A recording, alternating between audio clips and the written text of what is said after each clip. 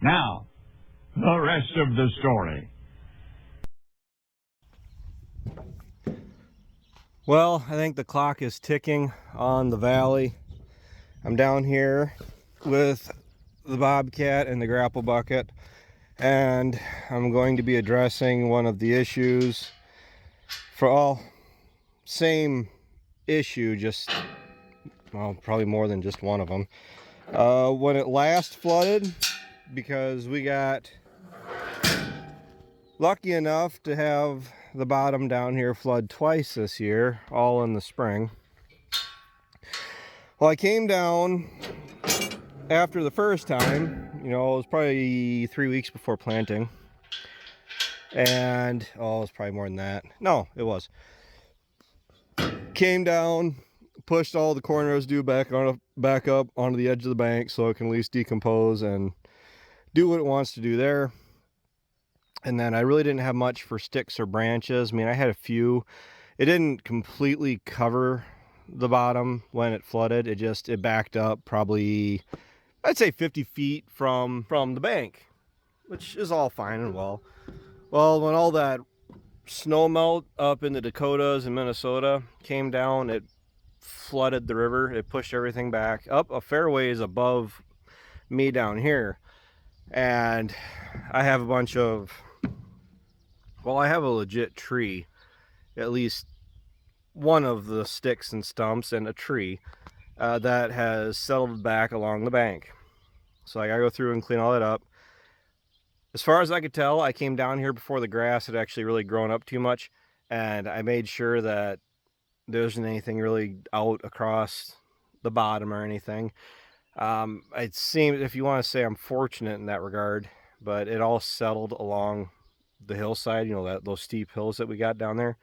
So I got a water line along there where I'm going to go through, pick everything up, make sure I don't have any logs or anything that's down there, because I don't want to run through a disc bind, and ultimately wrap it up and put it into my hay. We're dry.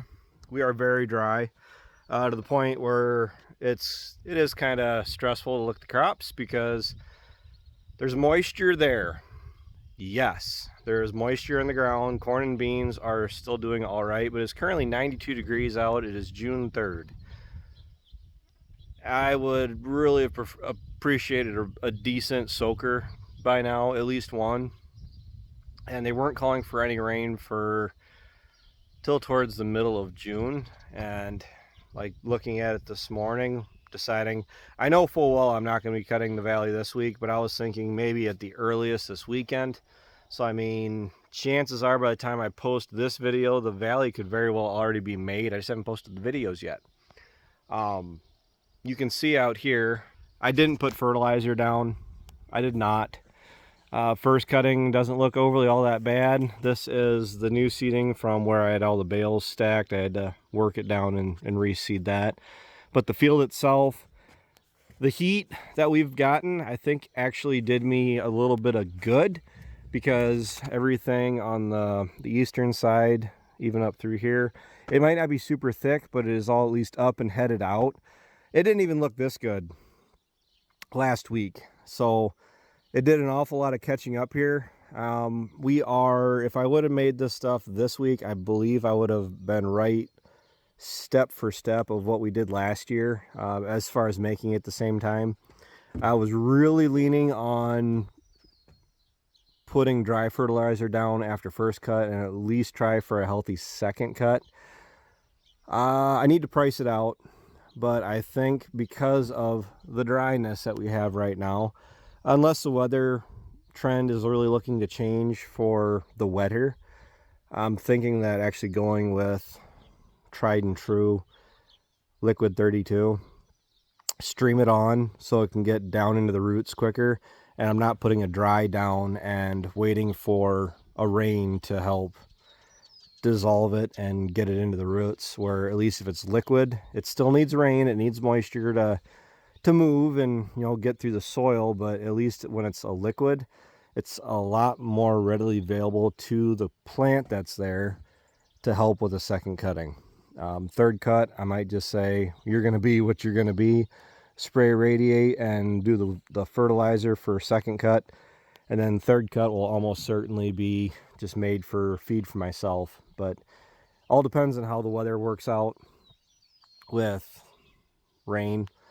If I'm going to have 1, 2, or 3 cuts down here, if I get first cut made, get it under shelter and put up, I do need to haul a bunch back to the farm because I'm going through not quite a bale a day right now. And I got enough feed off of my other field. I'm good for the month of June, but we get towards July, we'll have to see how things pan out. But I'll get down there. I do have the low-lying spot where all that water was standing. I have not checked that since I made that previous video. I was really wanting to have a four-wheeler to go down and do it because I don't really want to walk all the way down there. I've done it before, and you know, maybe I need it. Maybe I need the exercise, but I don't really, going down there with this right now, I don't really know how much I want to risk it if it does get soft, because if we still have some low-lying areas that are still holding moisture, water, ponded and everything, I can sink really quick with this. But I'm going to go start moving sticks. I'll give you an update here with how it looks once we get going.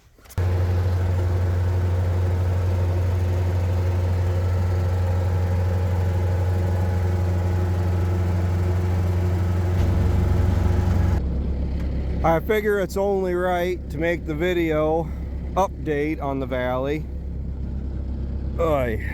At the exact same spot where I made the last one. So in the last video, there's a pretty good trickle of water going down through here. The water crossing from the upper and lower bottom that I had to go through with the four-wheeler, you know, where I had the rims are practically underwater to get across, that is completely dry. I mean, it's drier than this. The ground is all cracked out, and I'd walk up there and show you, but the bugs are already starting to carry me off. So the ground has got a little bit of dampness to it yet, and the valley, or the bottom hay, grass, whatever, I'm 6 foot tall, all over that, but let's just say 6 foot. I've had it in the past where everything down here is above my head as I'm sitting on the four-wheeler. Not gonna happen this year, but I'm gonna try to be optimistic on follow-up cuttings. Yeah, see, this is getting softer the farther I go here. This is a perpetual low spot, and yep, we did find water. It is drying up.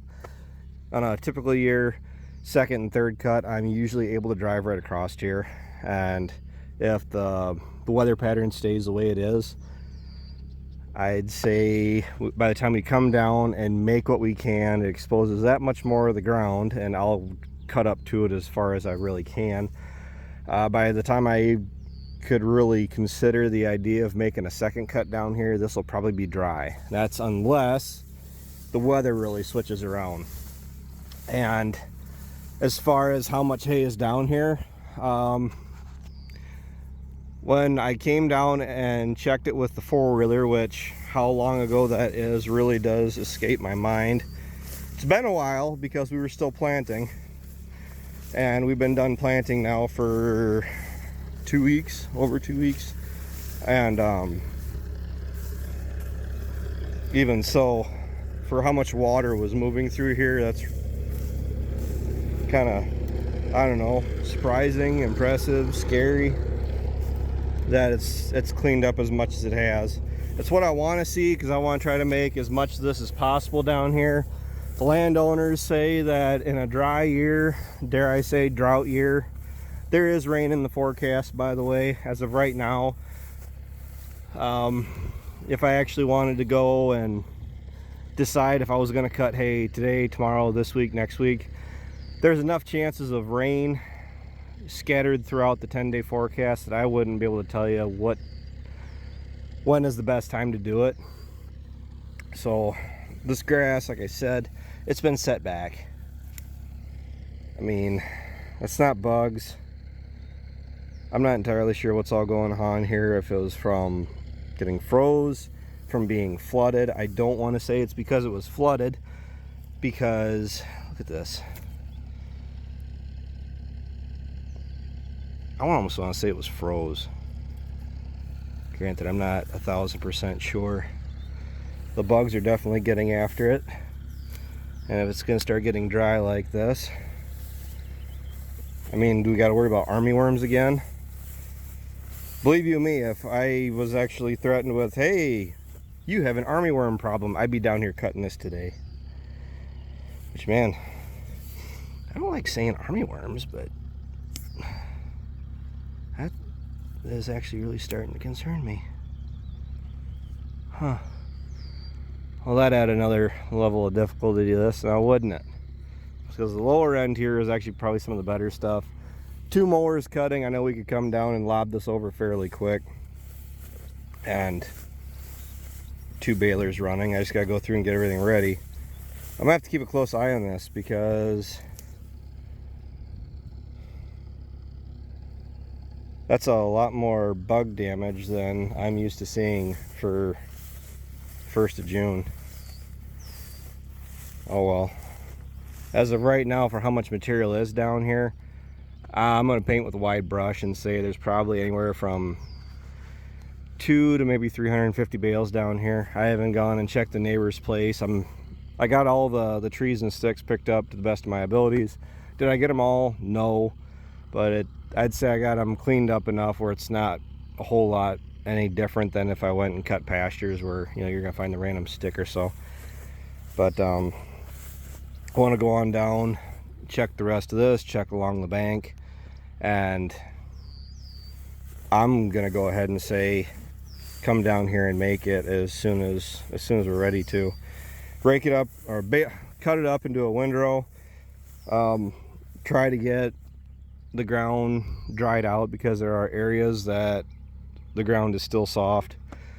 Let it air out for a day or two, tet it out, try to get as uniform of a dry down on it as possible, and then bale it and throw it inside. Anything that is a little sketchy that's in the bale, or I'm not sure how I like how it looks, it'll immediately go home and go to the feed stack pile, because I will have to pull a bunch of hay up from down here for feed.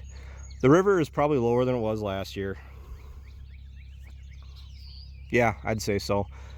So see here, grass, trying to do this, watch my phone here, that is about where it was last year, and that's where it is right now. That exposed mud really wasn't shown or visible too much last year. It all can change and whatnot, but I don't know, maybe hay is going to be a pretty good commodity this year. Here's the downside. With hay being a good commodity this year, I just bought, like, you know, 30 head of cattle. So I'll be having to feed out a lot more of my feed this year than what I have in the past. Trying to get away from having to move so much hay, to spread out some of my risk. But man, would that be just my luck. Hay prices are good and I can't sell any. Oh well, at least I'm getting the cattle around, right? So I'm gonna let you guys go. I'll keep you guys updated once the haying equipment gets rolling down here. 120 acres, hopefully get it done in the span of maybe 5 days. Cut it one day, let it lay, tet it the next day or the day after that.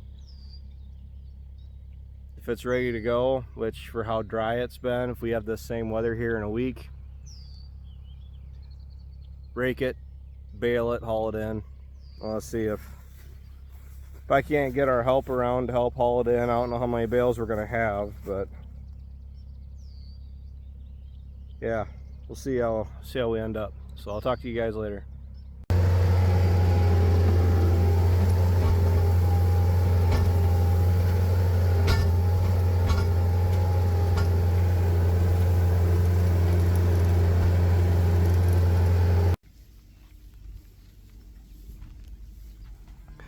Well, the cows are finally getting a bath. First actual rain we've had at the home farm now, and oh, it's been weeks. I wouldn't say necessarily a month, but getting close to it, I'd say. We had, what, 1 3/10 inches May 11th. and we haven't really had much of any rain since then. So giving the crops a much needed drink for sure. They were calling for a chance of some pretty significant ugly showers. They kind of backed that off. They were supposed to last from 2 in this afternoon until 7 tonight. Now they got it from 2 to 4. Cut it in half, which that's fine as long as it adds up to something. I'd say a good ½ inch to an inch. A good slow inch would be great. But the cows are definitely cleaned up. I mean, I know it's definitely not ideal to have confined cattle like this, but with only limited pasture up at the home farm right now. We cleaned out the bull lot the other day, spread that lightly on the pasture. It's about the only way that this little pasture is going to get much of any fertilizer.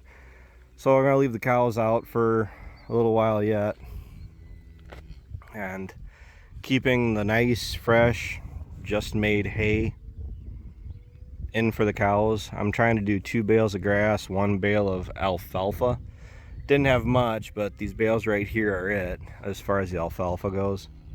And I have to get down to make the valley. Army worms have definitely, without a doubt, moved in down there. They haven't hit it really terrible, but the longer they're left alone, the more damage they're more than willing to do. So, and the cows are going to need feed.